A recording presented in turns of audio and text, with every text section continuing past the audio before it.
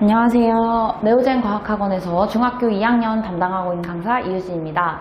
지금부터 2025년 1학기 오마중학교 2학년 기말고사 내신 문제를 분석해 보도록 하겠습니다.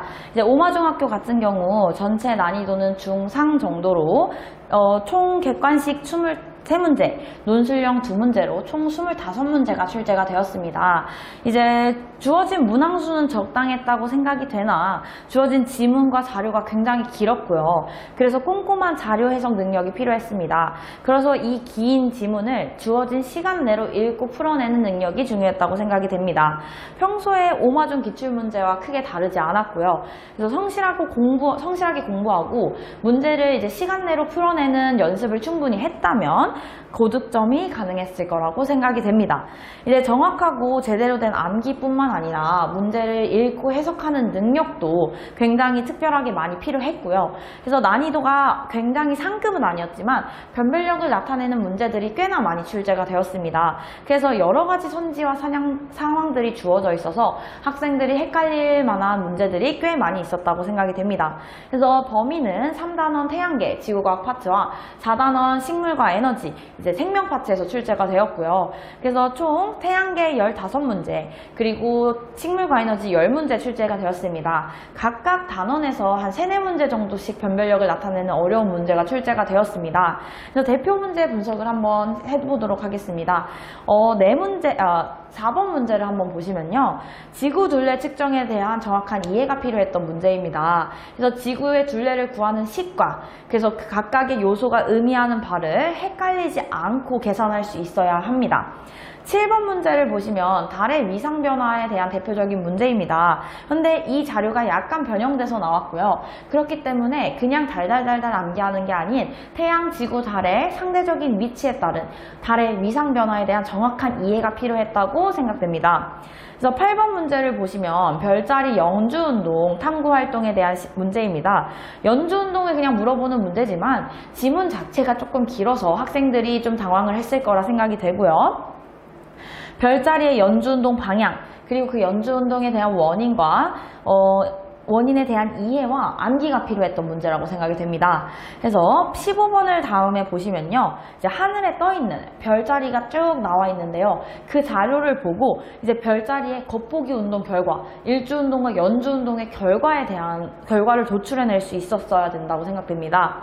그리고 16번을 보시면 광합성의 산물을 알아보는 실험이 출제가 되었습니다. 실험 자료가 출제되었고요.